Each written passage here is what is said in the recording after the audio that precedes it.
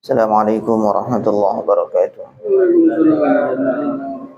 Nahmaduhu wa nusalli wa nusallimu ala rasulihil karim wa ala alihi wa ashabihi ajma'in, amma ba'da. Alhamdulillah, jemaah salat maghrib yang dimuliakan Allah subhanahu wa ta'ala, kita perpanjang sebentar i'tikaf kita sambil kita membaca. Kemarin sudah hataman kita selesai surat kitab Bidayatul Hidayah. Nah, sekarang ini kita tabarukan ya. Ini sudah musim Maulid juga, bulan-bulan Maulud. Kita baca Maulid Barzanji. Ini Maulid Barzanji ini ditulis oleh Sayyid Ja'far Al-Barzanji. Al-Barzanji itu satu daerah. Biasanya memang kalau ulama itu misalkan Sayyid Muhammad ibn Alawi Al-Maliki Al-Makki. Nah, di sini Sayyid Ja'far Al-Barzanji. Al-Barzanji itu daerah Irak. Beliau tinggal di daerah Irak, kemudian menulis kitab Maulid ini. Kitab Maulid ini sebenarnya banyak, ya. Sebenarnya banyak. Ada Maulid Ad-Dibai, ada juga Maulid Ad-Diya Al-Lami' ditulis Habib Umar Ibn Hafid. Ada Maulid Simtud Duror. Banyak macam-macam maulid, kitab-kitab maulid. Ringkasnya intinya semua menceritakan tentang ceritanya Nabi, mulai lahirnya Nabi, sejarah ringkas Nabi lah. Dan itu penting sekali kita ketahui, karena kita sebagai umatnya, sebagai orang Islam, mesti tahu tentang nabinya. Nah, masa kita tahu idola-idola kita, mau yang artis lah, mau yang bintang olahraga dan semacamnya, tapi dengan Sayyidul Anbiya wal Mursalin, dengan penghulu kita, kekasihnya Allah, baginda Nabi Muhammad SAW, kita tidak banyak tahu. Nah, makanya dari kecil sudah mulai dididik untuk tahu Nabi, minimal tahu lahirnya di mana, wafatnya di mana, bapaknya siapa, ibunya siapa, terlebih lagi nasabnya semakin jauh, kemudian apa saja kisah-kisah dan orang-orang yang berkaitan dengan beliau.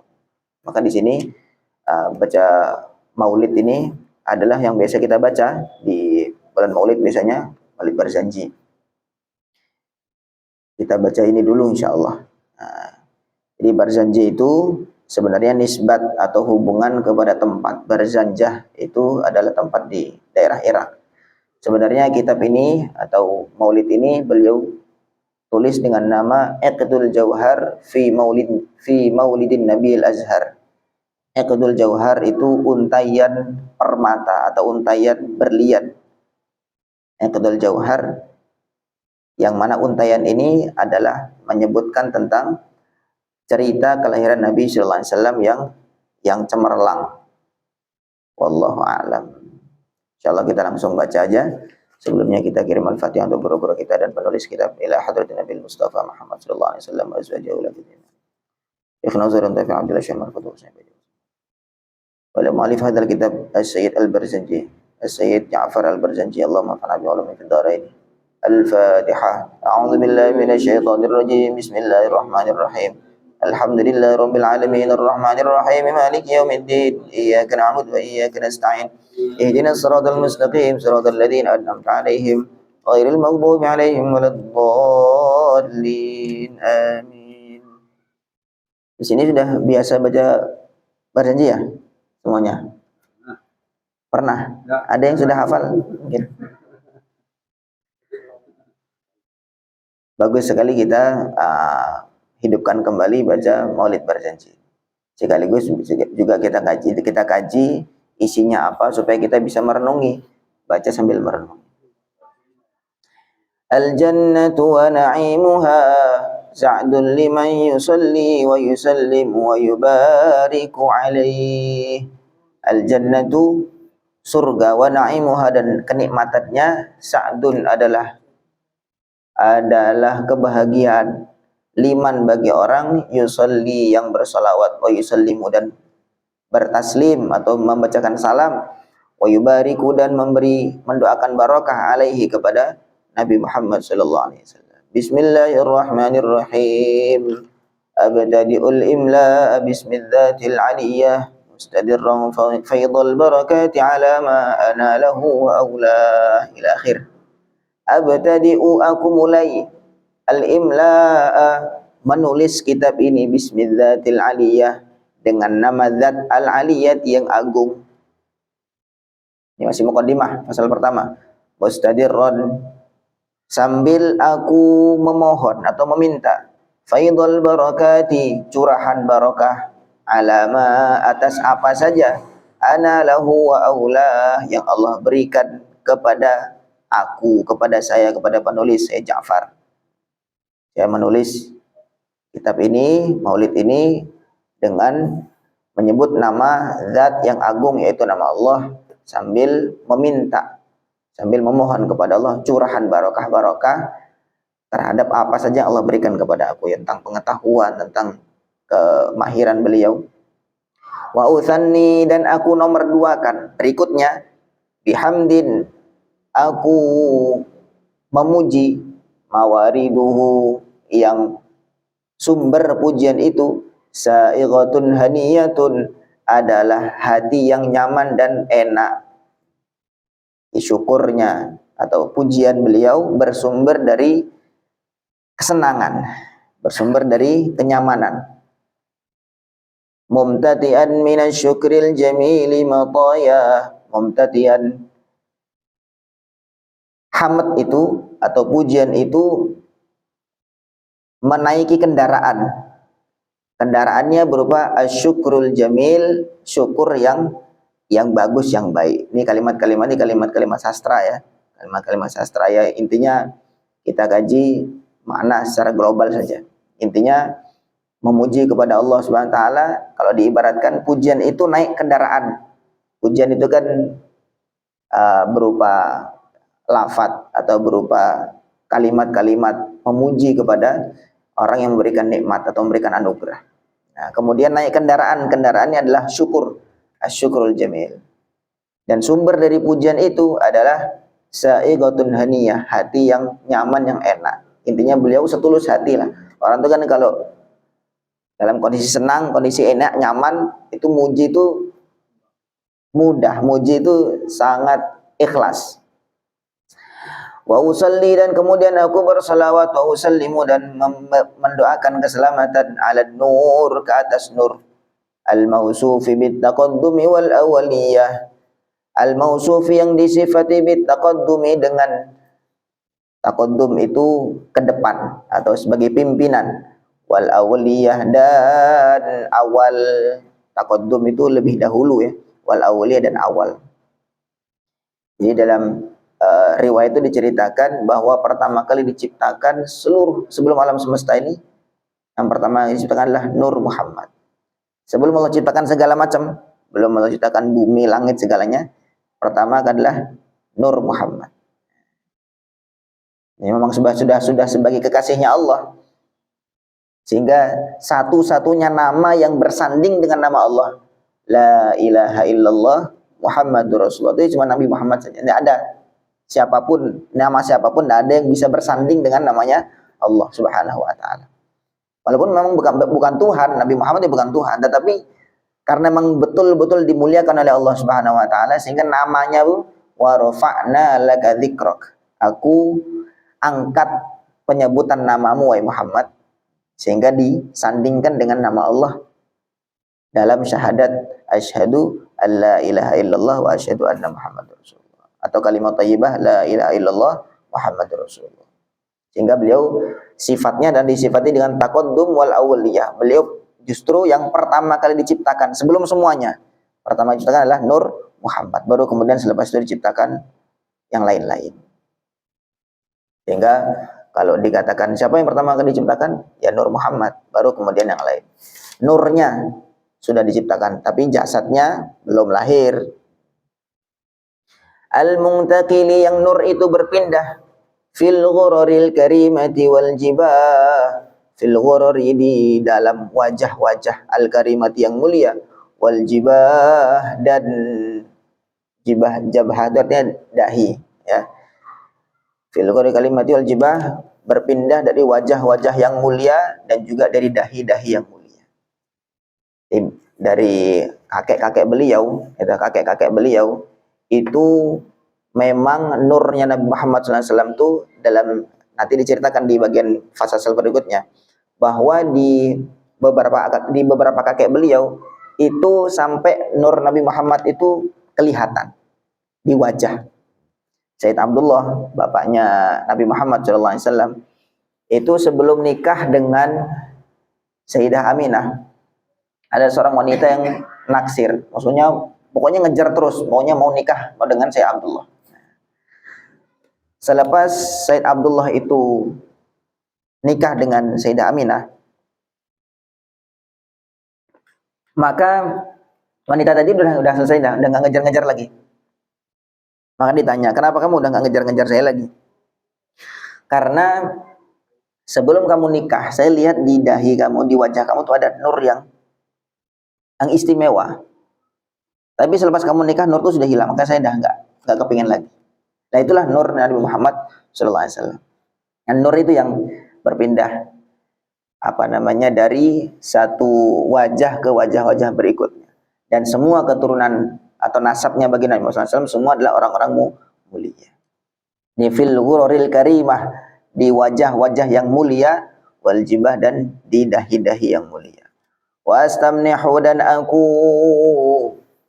meminta Allah Ta'ala kepada Allah Ta'ala ridwanan, ridho ya khusu, yang terkhususkan, al-itrata, kepada keturunan at-tahirata, yang suci, an-nabawiyah, yang bangsa Nabi. Ya Allah, aku juga berharap kepada Allah supaya aku mohonkan ridho Allah khusus untuk itratat tahiratan nabawiyah, keturunan-keturunan para nabi, yaitu ya para habaib Nabi SAW semua. Saya doakan ridhonya Allah Subhanahu wa taala.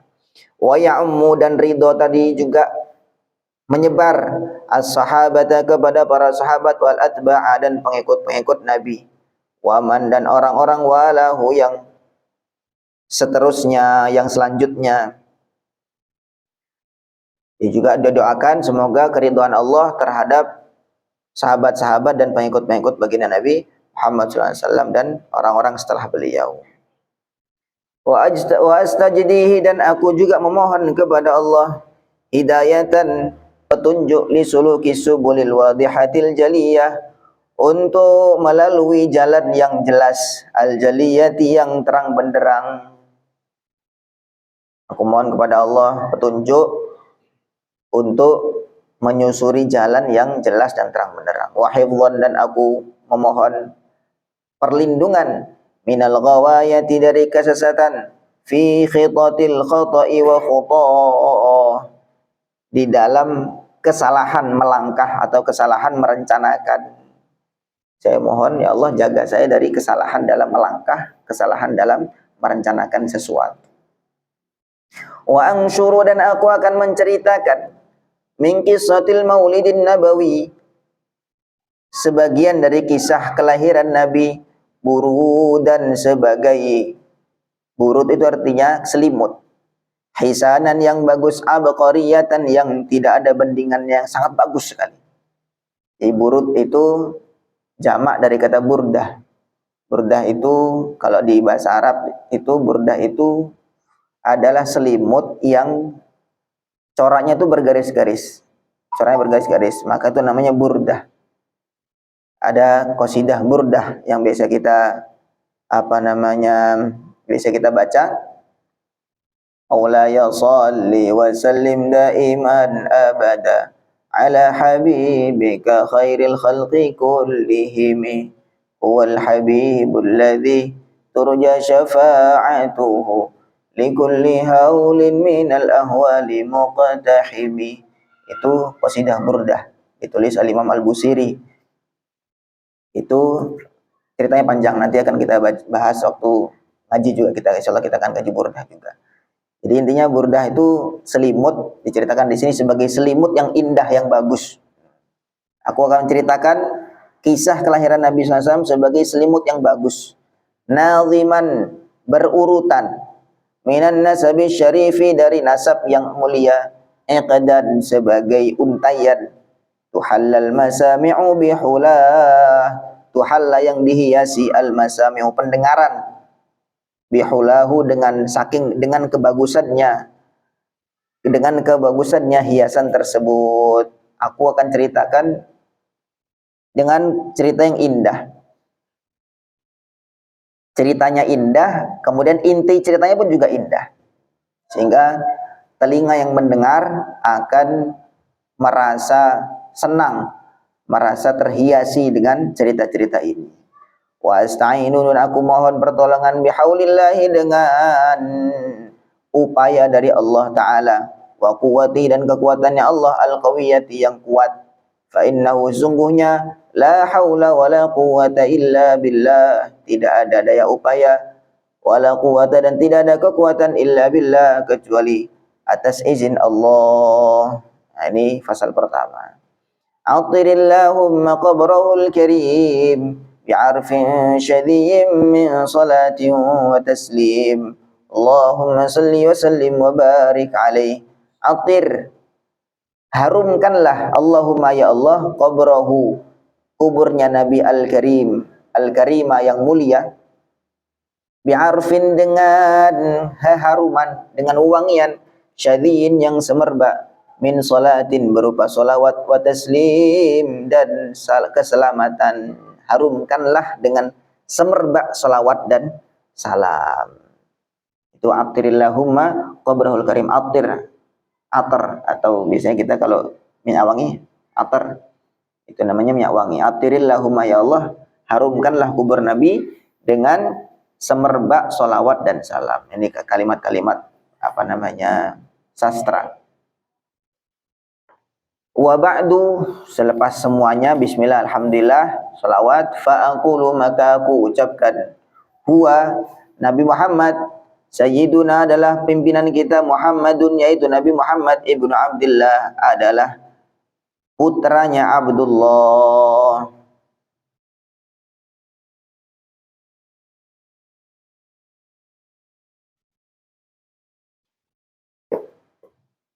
Ibn Abdul Muttalibi, putranya Abdul Muttalib. Bapaknya lagi namanya Abdul Muttalib. Wasmuhu, namanya Abdul Muttalib. Syaibatul Hamdi, adalah Syaibatul Hamdi. Kalau Abdu itu artinya hamba. Al-Muttalib itu nama orang. Abdul Muttalib, hambanya Muttalib.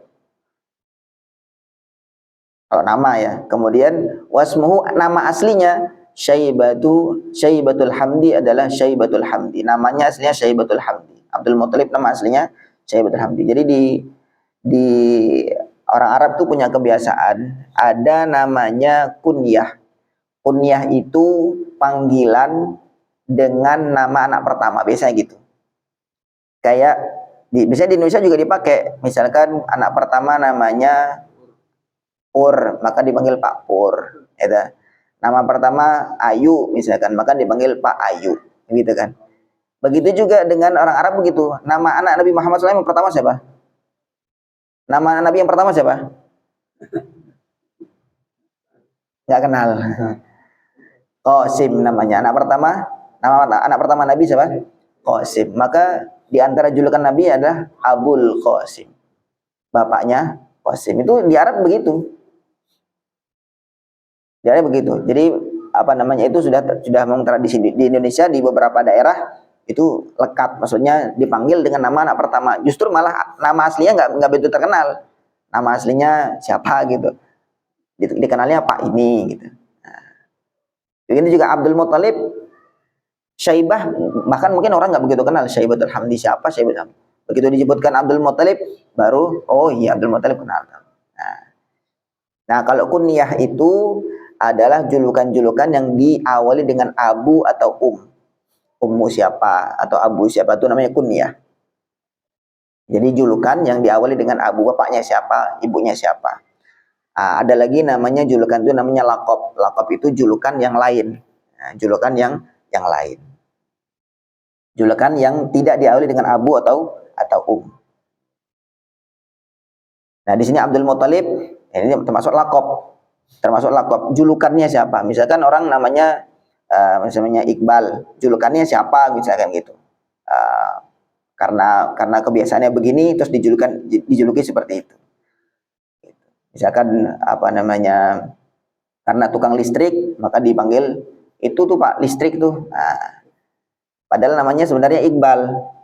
Jadi karena dia kebiasaannya begitu terus dijuluki dengan kebiasaannya.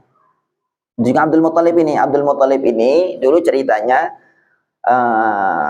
Muthalib itu pamannya. Nah, kemudian Syaibah ini sering ikut pamannya. Ketika pamannya ditanya sama orang, ini siapa? Padahal keponakannya sebenarnya. Dia bilang, ini hambaku, budakku, abdi, ini hambaku. Akhirnya orang-orang manggil Abdul Muthalib, ini pamannya Muthalib. Apa namanya? Budaknya Muthalib. Budaknya Muthalib. Muthalib itu pamannya sebenarnya. Abdul Muthalib, itu yang namanya Syaibah ini punya bapak namanya Hashim. Hashim itu punya saudara namanya Muthalib. Nah, Muthalib itu kan pamannya Abdul Muthalib ini, pamannya Syaibah. Pamannya Syaibah biasanya sering ikut sama pamannya. Nah, ketika orang-orang itu tanya kepada kepada Muthalib, ini siapa? Jawabannya, abdi, hambaku. Akhirnya orang-orang kenal kepada si ponakannya ini Abdul Muthalib. Padahal namanya aslinya Syaibah. Ini wasmuhu, namanya Syaibatul Hamdi adalah Syaibatul Hamdi. Humidat, dipuji, khisaluhu, akhlak beliau as-saniyah yang agung sana. Beliau tuh di antara Syaibah itu artinya uban. Syaibah itu artinya uban. Alhamdi artinya pujian. Jadi orang yang beruban dan terpuji. Ringkasnya begitu kalau diartikan biasanya orang yang beruban dan terpuji. Jadi sebagian riwayat menceritakan bahwa memang Syaibah itu dari kecil dia sudah beruban dan memang akhlaknya terpuji, makanya disebut dengan Syaibatul Hamd. Gitu. Kemudian lakopnya, julukannya Abdul Muthalib, hambanya Muthalib. Padahal Muthalib itu pamannya Syaibah ini. Ibn Hashim, anaknya Hashim.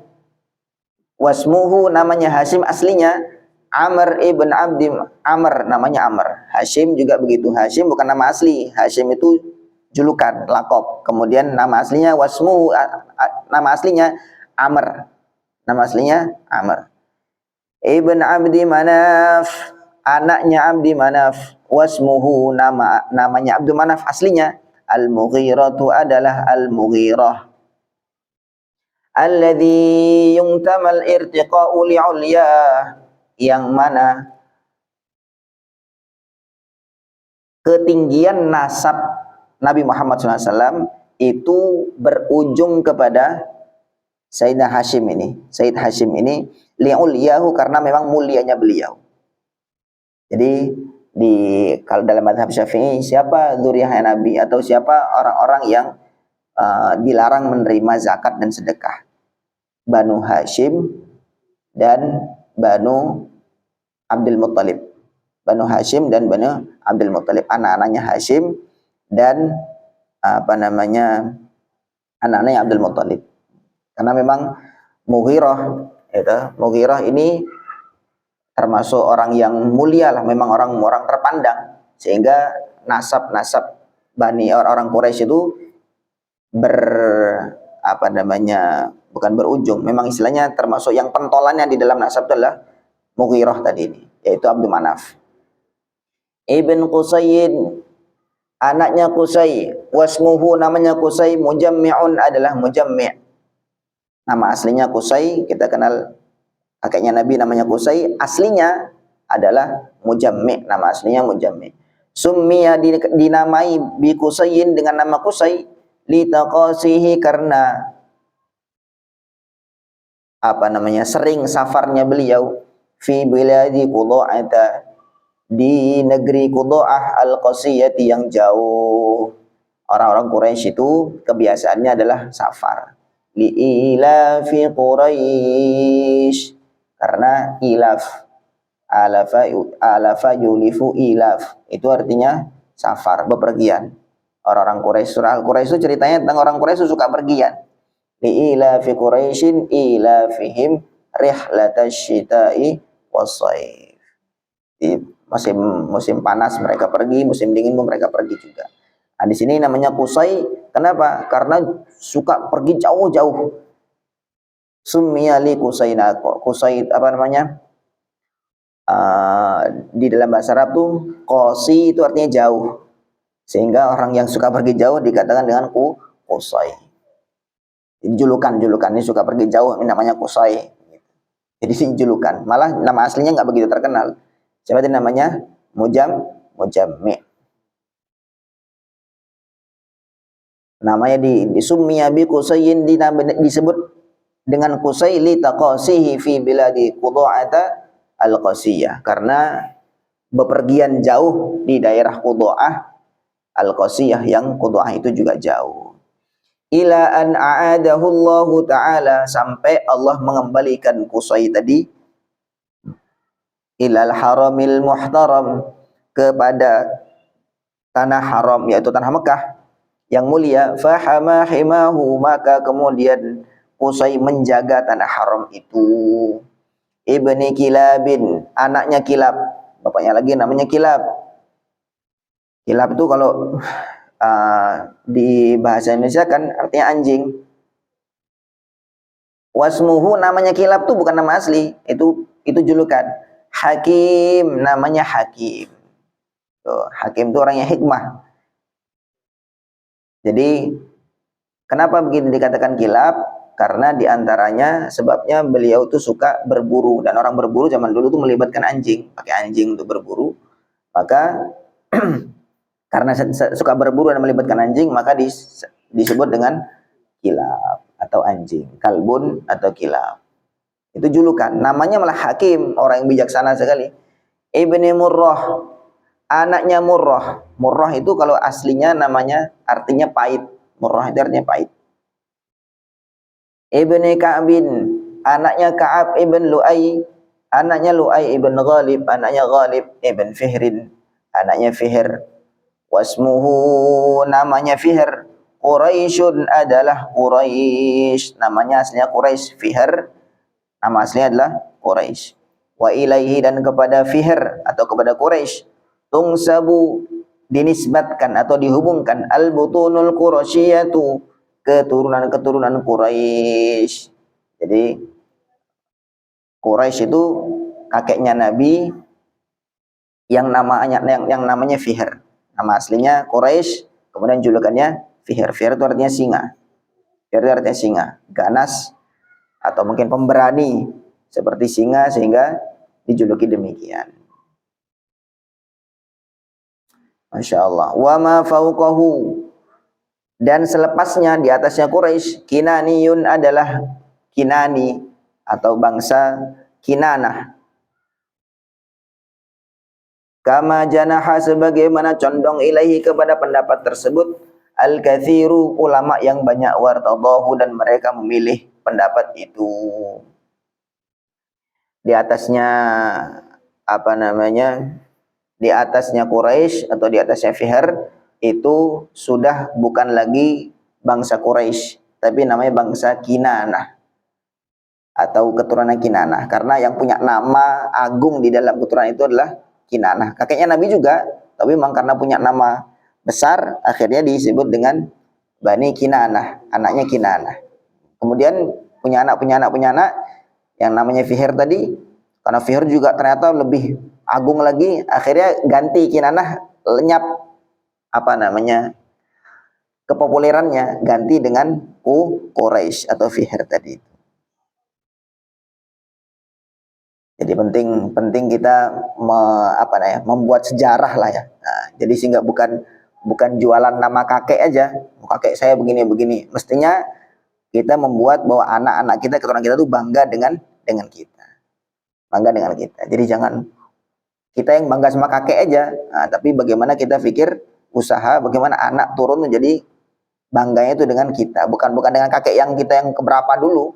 Nah, tapi dengan kita lagi. Nanti anak juga begitu juga demikian. Sehingga saling berlomba untuk membesarkan nama.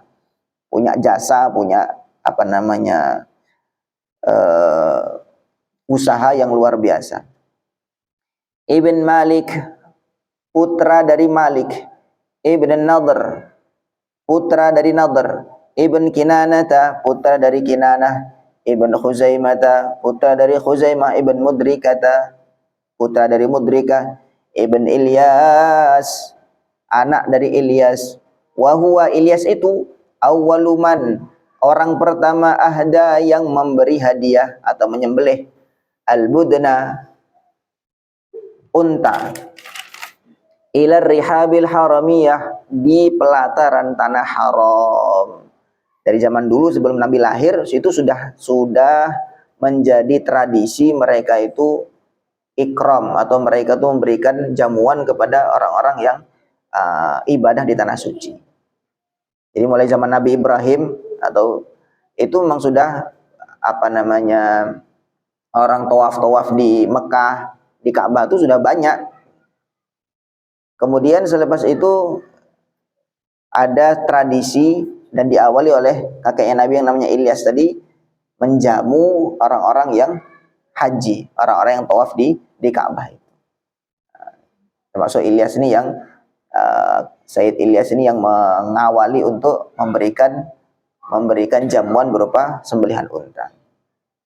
Wa sumi'a, dan didengar fi sulbihi, di sulbinya Ilyas, di tulang punggungnya Ilyas, an-nabiyyu, Nabi sallallahu alaihi wasallam, dzakarallaha ta'ala, sedang berzikir kepada Allah Ta'ala, walabbahu, dan bertalbiyah kepada Allah. Jadi di zaman kakeknya Nabi yang namanya Ilyas, beliau dengar langsung bahwa di sulbinya beliau, di tulang punggung beliau itu ada Nabi Muhammad, dengar suaranya. Nah, suara Nabi Muhammad itu sedang zikir dan talbiyah, labbaik Allahumma labbaik, labbaik la syarika lak labbaik, dan zikir-zikir kepada Allah. Jadi kakeknya yang kesekian ini sudah dengar bahwa di sulbinya itu ada keturunan yang akan terus turun. Itulah Nabi Muhammad sallallahu alaihi wasallam. Ibni Mudhar, putra dari Mudhar, ibni Nizar, putranya Nizar, ibn Ma'ad, putra dari Ma'ad, ibn Adnan, putra dari Adnan. Wahada, inilah silkun, untayan, nazamat faraidahu, yang telah menyusun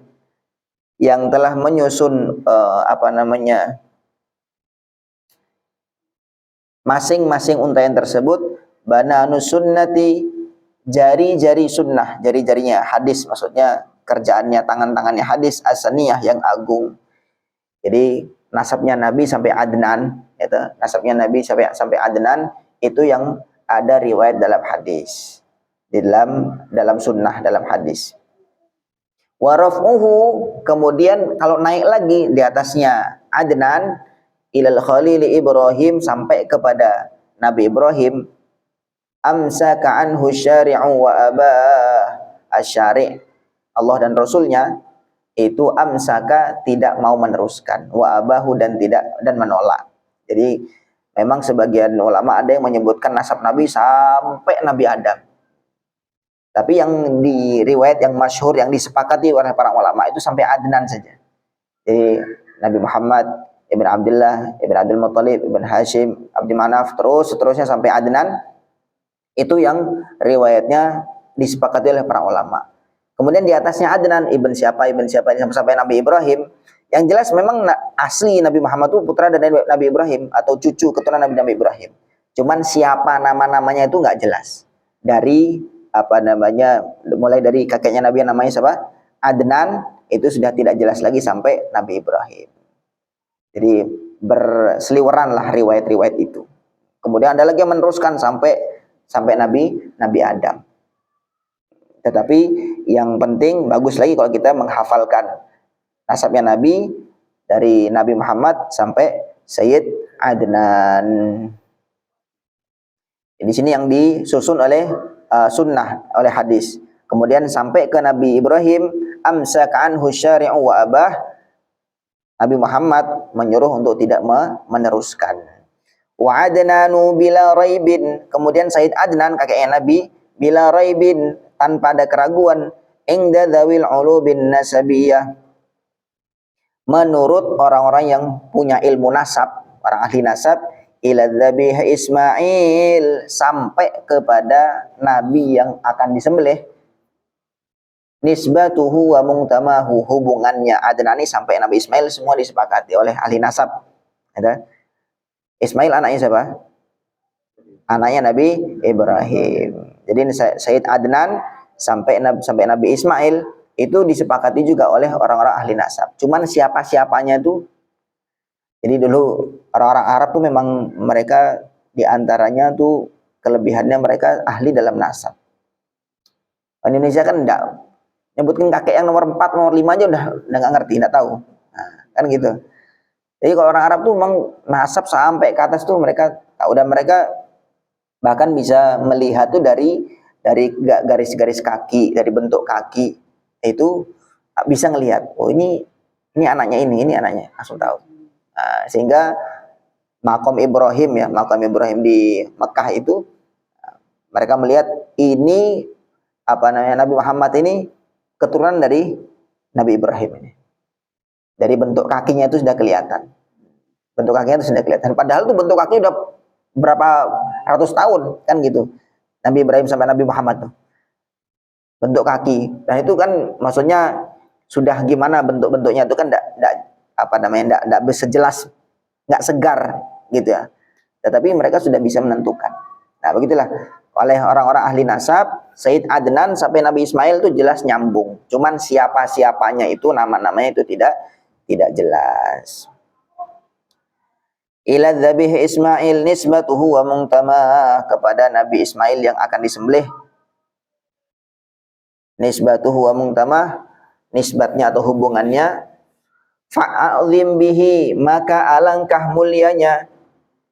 Iqdan ta'allaqat kawakibuhud durriyah, untayan yang yang bergantung di untayan tersebut, kawakibuhud durriyah, bintang-bintang kejora, bintang-bintang yang bersinar. Wa kaifala, bagaimana tidak, wa sayyidul akramu, sedangkan Nabi yang mulia sallallahu alaihi wasallam, wasitatuhu, adalah wasitoh atau perantara nasab tersebut, perantara untayan nasab tadi itu, al-muntaqahu, yang terpilih. Jadi nasabnya Nabi Muhammad, semua kakek-kakek Nabi itu semua orang suci, orang mulia. Orang suci, orang mulia. Bagaimana tidak? Sedangkan Nabi nur yang paling mulia saja menjadi wasilah atau menjadi wasitoh, menjadi perantara tersambungnya nasab-nasab tersebut. Masa nasabnya kotor? Sedangkan yang dihantarkan itu adalah nur yang suci. Hingga banyak ada sebagian yang maksa-maksa orang tuanya Nabi itu di neraka dan sebagainya. Ini Masya Allah. Maka di sini beliau sampaikan, wa kaifala, bagaimana tidak, bagaimana enggak mulia, wa sayyidul akramu sallallahu alaihi wasallam wa sitatuhul muntaqa. Bagaimana tidak mulia, bagaimana tidak suci, sedangkan nur yang Nabi Muhammad SAW itu melewati sulbi-sulbi mereka semua. Jadi semua nasabnya Nabi SAW itu orang-orang yang suci, orang-orang mulia. Nah, kemudian kalau sebagian punya dalil bahwa wa ma kunna mu'adzibina hatta nab'atsa rasula. Tertibnya Allah itu tidak mengazab, tidak memasukkan ke dalam neraka hatta nab'atsa rasula, kecuali selepas ada rasul, selepas ada utusan. Kalau memang orang itu belum ada dakwah kepada mereka, belum sampai dakwah kepada mereka, maka mereka itu tidak dibebani oleh syariat. Ya enggak wajib sholat, mereka enggak ada yang nyampaikan loh. Nah gitu. Masa mereka dikasih tanggung jawab untuk sesuatu yang mereka enggak tahu, kan gitu. Wa ma kunna mu'adzibina hatta, setelah dikasih utusan, didakwai, dikasih tahu, terus kemudian nolak, nah itu baru dihukum, baru dimasukkan dengan neraka. Lah sebelum Nabi lahir, ya itu kan masa-masa fatrah, masa tidak ada Nabi, nggak ada utusan. Maka mereka ini orang-orang yang bebas dari dakwah. Tapi jelas mereka semua itu meninggalkan tradisi-tradisi jahiliyah, termasuk diantaranya zina. Mereka nggak zina sama sekali. Ini disebutkan nanti di selepasnya, nasabun tahsibun ula bihulahu qalladatha nujubal jauza. Jadi mereka meninggalkan sifat itu artinya zina. Tidak ada zina sama sekali di antara. Jadi memang dari jahiliyah, zina itu sendiri sudah buruk, sehingga mereka menikah dengan pernikahan yang sah secara adat mereka atau secara agama mereka yang sebelumnya. Insyaallah ini satu mukaddimah dan fasal pertama dari nasabnya Nabi Muhammad SAW. Insyaallah kita teruskan pertemuan berikutnya. Wallahu a'lam. Subhanallah bihamdihi, subhanakallahumma wa bihamdika, asyhadu an la ilaha illa anta, astaghfiruka wa atubu ilaik. Assalamualaikum warahmatullahi wabarakatuh.